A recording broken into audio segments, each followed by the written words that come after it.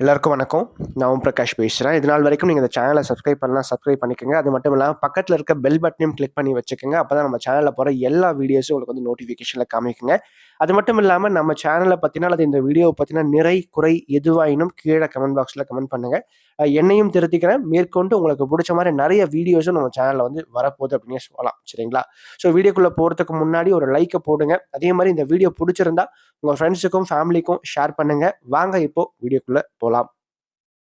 இந்த வீடியோ நம்ம என்ன பார்க்க போறோம் அப்படின்னா, சிம்ம ராசி மகம் நட்சத்திரத்துல பிறந்தவங்கள பத்தின 10 சுவாரஸ்யமான வாழ்நாள் ரகசியங்கள பத்தி நம்ம தெளிவா பார்க்க போறோம். சரிங்களா? அதாவது சிம்மம் காலபுருஷனுக்கு 5வது ராசியா வருதுங்க.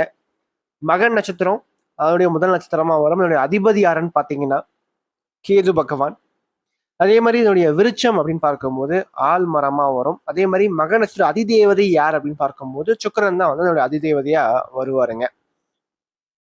சரி, இவங்கள பத்தின ஃபர்ஸ்ட் விஷயம் என்ன அப்படின்னு பார்க்கும்போது, மகம்ன்றது சூரியனுடைய சிம்ம ராசி. சூரியன் ஆட்சி பெறக்கூடிய ராசியில வந்து அமர்ந்திருக்கிறதுனால, நல்ல ஒரு ஆளுமை திறன் கொண்டவங்க இந்த மக நட்சத்திரக்காரங்க அப்படின்னே சொல்லலாங்க. அதாவது ஒரு 10 பேர வழிநடத்தக்கூடிய அளவு ஒரு கெப்பாசிட்டி இவங்க கிட்ட இருக்கும். அதே மாரி ஒரு லோ லெவல்ல இவங்க போய் ஒரு வேலையில சேர்ந்தா கூட படிப்படியாக தன்னுடைய சுய முயற்சியால், சொந்த உழைப்பால் முன்னேறி ஒரு உயர்ந்த இடத்த அடையக்கூடியவங்க. சரிங்களா? ஒரு மேனேஜிங் கெப்பாசிட்டி அப்படின்றது இவங்க கிட்ட சற்று அதிகமாக இருக்கும். குறிப்பா தலைமை பொறுப்புக்கு ரொம்ப உகந்த ஒரு நட்சத்திரம் அப்படின்னு பார்க்கும்போது அது மக நட்சத்திரக்காரங்க அப்படின்னு சொல்லலாம். உறுதியா சொல்லலாம்.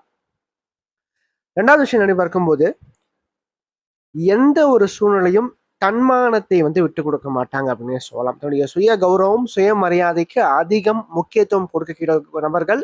அதே மாரி இதை அதிகமாக எதிர்பார்க்கின்ற நபர்களும் இவங்க தான் அப்படின்னே சொல்லலாம். நீங்க இவங்கள மதிச்சீங்கன்னா திரும்ப மதிப்பாங்க. நீங்க மிதிச்சீங்கன்னா திரும்ப மிதிப்பாங்க. அதுதான் விஷயம்.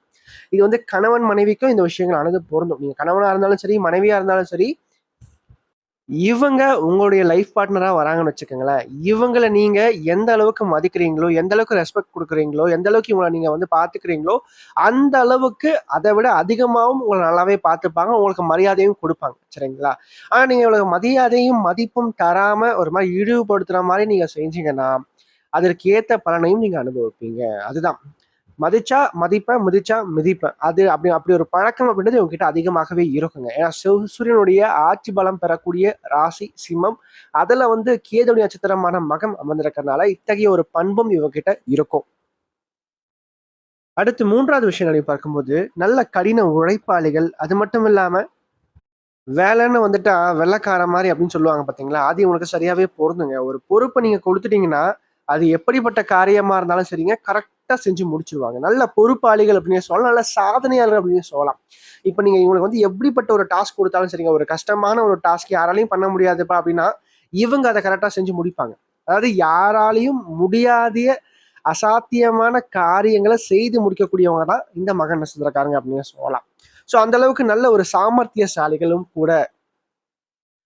அதற்கடுத்து 4வது விஷயம் அப்படின்னு பார்க்கும்போது, மக நட்சத்திரக்காரங்கள பொறுத்தவரைக்கும், எப்பவுமே வாழ்க்கையில ஒரு ஃப்ரீ பேர்டா இருக்கணும், ஒரு சுதந்திரமா இருக்கணும்னு நினைக்கக்கூடியவங்க அப்படின்னே சொல்லலாம். சுதந்திரத்தை அதிகமாக விரும்பக்கூடியவங்க அப்படின்னே சொல்லலாம். இவங்கள யாராச்சும் டாமினேட் பண்ணணும்னு நினைச்சாங்கன்னா, இவங்க சும்மாவே இருக்க மாட்டாங்க. அது இவங்களுக்கு பிடிக்கவும் பிடிக்காது. அவங்கள ஒரு உண்டுலாம் பண்ருவாங்க. சரிங்களா? அதாவது இவங்க விஷயத்துல யாரையும் மூக்கு நுழைக்க விட மாட்டாங்க. அப்படி மூக்க நுழைச்சீங்கன்னா சும்மா விட மாட்டாங்க. அதே மாரி மத்தவங்க விஷயத்துல இவங்க போய் மூக்கவும் நுழைக்கவும் மாட்டாங்க. சரிங்களா? அதே மாரி தன்னுடைய சுதந்திரத்துக்கு அதிகமான ஒரு முக்கியத்துவத்த கொடுக்கக்கூடியவங்க. அதே மாரி கொஞ்சம் தனிமை விரும்பியும் கூட அப்படின்னே சொல்லலாம். சில நேரங்கள்ல தனிமையா இருக்கிறது, தனிமையா நேரத்த கழிக்கிறது இவளுக்கு அதிகமாகவே பிடிக்கும் அப்படின்னும் சொல்லலாம். அடுத்து 5வது விஷயம் அப்படின்னு பார்க்கும்போது, உண்மைக்கு அதிகமான முக்கியத்துவம் கொடுக்கக்கூடியவங்க அப்படின்னே சொல்லலாங்க. அதாவது உள்ள ஒண்ணு வச்சுக்கிட்டு வெளிய ஒண்ணு பேசுற பழக்கம் இவங்க கிட்ட கிடையவே கிடையாது. சரிங்களா? வெளிப்படைத்தன்மை அதிகமா இருக்கும் அப்படின்னே சொல்லலாம். எதையுமே கொஞ்சம் ஃப்ராங்கா, ஓப்பனா, ஃபேஸ் டு ஃபேஸ் பேசி முடிச்சுருவாங்க. இப்போ ஒருத்தவங்க மேல பிரச்சனைனா, ஒரு பிரச்சனை இருக்குன்னு வச்சுக்கோங்களேன், அத வந்து அப்பவே பேசி முடிச்சுட்டு போயிடுவாங்க. அப்போதைக்கு எதுவும் பேசாம, பின்னாடி போய் அவங்கள பத்தி பேசுறது, அந்த பழக்கமே இவங்ககிட்ட இருக்காது. எதுவா இருந்தாலும் மூஞ்சுக்கு நேரா பேசிடுவாங்க. இதனாலேயே வந்து பார்த்தீங்கன்னா, நெறைய எதிர்ப்புகளையும், எதிரிகளையும் சம்பாதித்துக் கொள்வாங்க. இதோடைய பலமும், பலவீனமும் கூட. இந்த ஒரு பாயிண்ட் அப்படின்றது இவங்களுடைய பலம், பலவீனம் 2த்துலயுமே சேரும் இது. அடுத்து 6வது விஷயம் என்னன்னு பார்க்கும்போது, தனக்கு பிடித்தவர்கள் மீது அதிகமாக கோவப்படக்கூடிய நபர்களும் இவங்க தான். ஏன்னா இவங்களுக்கு கோவம் கொஞ்சம் அதிகமாவே வரும். அதாவது கோபமும் இருக்கும், குணமும் இருக்கும் இவங்ககிட்ட. அது மட்டும் இல்லாம இவங்களுடைய கோபமானது ஒரு நியாயமான கோபமாவும் இருக்கும் அப்படின்னே சொல்லலாம். அதாவது கோவம் இடத்துல குணம் இருக்கும். உரிமை இருக்கிறவங்க மேலதான் கோபமும் பட முடியும். சரிங்களா? அது மேல கொஞ்சம் மத்தவங்க அதாவது நம்ம பிடிச்சவங்க மேல கொஞ்சம் எக்ஸ்ட்ரா கேர் எடுத்துக்கிட்டு, ஒரு உரிமை எடுத்துக்கிட்டு கொஞ்சம் கோவப்படுகின்ற ஒரு பழக்கம் இவங்க கிட்ட கண்டிப்பா இருக்கும். அது அவங்க நலனுக்காக தான் அந்த கோபமானது இருக்கும் அப்படின்னே சொல்லலாம். அது மட்டும் இல்லாம பெருந்தன்மை அப்படின்றது கொஞ்சம் இவங்க கிட்ட அதிகம் அப்படின்னே சொல்லலாங்க. அதாவது எந்த ஒரு ஈகோவும் இல்லாம மத்தவங்களுடைய செயலுக்கு மத்தவங்களை வந்து பாராட்டக்கூடியவங்க இவங்க தான். அது மட்டும் இல்லாம மத்தவங்க ஏதாச்சும் இவங்கள ஒரு குறை கண்டுபிடிச்சிட்டா, இவங்கள ஒரு குறை சொல்லிட்டா, அத வந்து பெருசா எடுத்துப்பாங்க. மத்தவங்க நம்ம மேல ஒரு குறை கண்டுபிடிக்காத அளவுக்கு இவங்க வந்து இவங்கள வச்சுப்பாங்க அப்படின்னே சொல்லலாம். அதாவது இவங்க செய்கின்ற செயலானது அப்படி இருக்கும். அதாவது யாருமே இவங்கள வந்து ஒரு குறை கண்டுபிடிச்சிட ஒண்ணு சொல்லிடக்கூடாதுன்னு சொல்லிட்டு எதிர்பார்க்கிற நபராவும் இருப்பாங்க. அதே மாரி மத்தவங்கள பாராட்டுறதுலயும் ஒரு பெருந்தன்மை கொண்டவங்களாவும் இவங்க வந்து இருப்பாங்க அப்படின்னே சொல்லலாம். அடுத்து 7வது விஷயம் என்னன்னு பார்க்கும்போது, உண்மையான அன்புக்கும், பாசத்துக்கும் இவங்க அடிமை அப்படின்னே சொல்லலாம். அது மட்டும் இல்லாம அன்புக்கும், பாசத்துக்கும் ஏங்கக்கூடிய நபர்களும் இவங்க தான். அதாவது நெறைய லவ் ஃபெயிலியர் ஆன நட்சத்திரங்கள் அப்படின்னு பார்க்கும்போது, இந்த சிம்மம் மகத்துல பிறந்தவங்களுக்கு நெறைய காதல் தோல்விகள் வாழ்க்கையில வந்து ஏற்பட்டிருக்கும் அப்படின்னே சொல்லலாம். பெரும்பாலும் காதல் அப்படின்றது பார்த்தீங்கன்னா, 100ல ஒரு 95% பேருக்கு மகத்துல பிறந்தவங்களுக்கு செட் ஆகுறது கிடையாது. மீதி 5% பேருக்கு தசாபுக்தி, சுயஜாதக அடிப்படையில செட் ஆகும். சரிங்களா? ஆனா பெரும்பாலும் காதல் அப்படின்ற ஒரு விஷயம் வந்து இவங்களுக்கு வந்து ஒத்து வராது அப்படின்னு சொல்லலாம். அடுத்து 8வது விஷயம் என்ன பார்க்கும்போது, இவங்களுடைய வாழ்க்கையில நெறைய எதிர்பார்ப்பும், ஏமாற்றங்களும் சற்று அதிகமாகவே இருக்கும் அப்படின்னே சொல்லலாம். நெறைய விஷயங்களுக்கு இவங்க வந்து எதிர்பார்த்து ஏமாற்றத்த சந்திப்பாங்க அப்படின்னு சொல்லலாம். குறிப்பா மகத்துல பிறந்தவங்களுக்கு பெரும்பாலும் திருமண வாழ்க்கை அப்படின்னு பார்க்கும்போது, கொஞ்சம் இல்லற வாழ்க்கை கொஞ்சம் சிறப்பாக இல்ல அப்படின்னு தான் சொல்லணும். நல்ல ஒரு உத்தியோகம், நல்ல ஒரு வேலை கிடைச்சுச்சுன்னா, திருமண வாழ்க்கையில பிரச்சனைய கொடுக்கும். ஒண்ணு திருமண வாழ்க்கை நல்லா அமைஞ்சுச்சுன்னா, வேலை சம்பந்தப்பட்ட விஷயங்கள ஒரு டிஸ்டர்பன்ஸ், ஒரு பிரச்சனை அப்படின்றது இருந்துகிட்டே இருக்கும் அப்படின்னே சொல்லலாம். பெரும்பாலும் திருமண வாழ்க்கையை பொறுத்தவரை கொஞ்சம் இவங்க விட்டு கொடுத்து போகும்போது நிச்சயமாக வாழ்க்கை நன்றாகவே இருக்கும் அப்படின்னே சொல்லலாம். அடுத்து 9வது விஷயம் அப்படின்னு பார்க்கும்போது, சூரியன் அப்படின்றவர் யாருன்னா அது நம்முடைய தலை பகுதியை குறிக்கின்ற கிரகம் தான் சூரியன். சரிங்களா?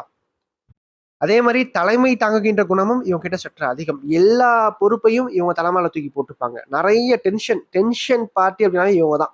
ரொம்ப வந்து அதிகமா நெறைய விஷயங்களுக்கு டென்ஷன் ஆகக்கூடியவங்க இவங்க தான். கொஞ்சம் மூளை சூடு சற்று அதிகம் அப்படின்னே சொல்லலாம். பெரும்பாலும் மகத்துல பிறந்தவங்களுக்கு தலைவலி சம்பந்தப்பட்ட தலை சார்ந்த பகுதிகள்ல பிரச்சனைகள் சற்று வருகிறது அப்படின்னு சொல்லலாம்.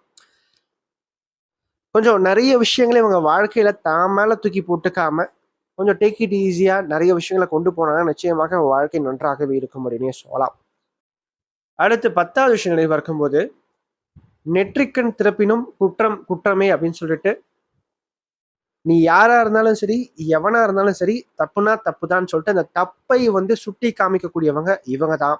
அதே மாரி இவங்களுக்கு நீங்க உண்மையா, நேர்மையா இருந்தீங்கன்னா, உங்களுக்காக உண்மையா, நேர்மையா இருப்பாங்க. அது மட்டும் இல்லாம இவங்களுக்கு ஒருத்தர புடிச்சிச்சுன்னு வச்சுக்கோங்களேன், அவங்களுக்காக என்ன வேணாலும் செய்யக்கூடியவங்க. கண்ண மூடிட்டு என்ன வேணாலும் செய்யக்கூடியவங்க அப்டின்னே சொல்லலாம். அதே மாரி இவங்களுக்கு ஒருத்தவங்க புடிக்கலன்னா, என்னன்னு கூட கண்டுக்க மாட்டாங்க. தூக்கி போட்டு போயிட்டே இருப்பாங்க அப்டின்னே சொல்லலாம்.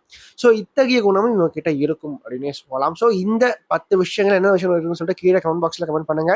நன்றி, வணக்கம்.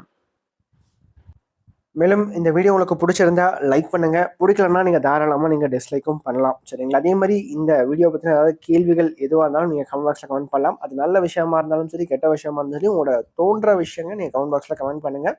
அது சரியா இருந்தா இன்னும் எனக்கு பூஸ்டப்பா இருக்கும். அது தவறான ஒரு இதுவா இருந்தா நான் அத திருத்திக்கிறேன். சரிங்களா? நன்றி, வணக்கம்.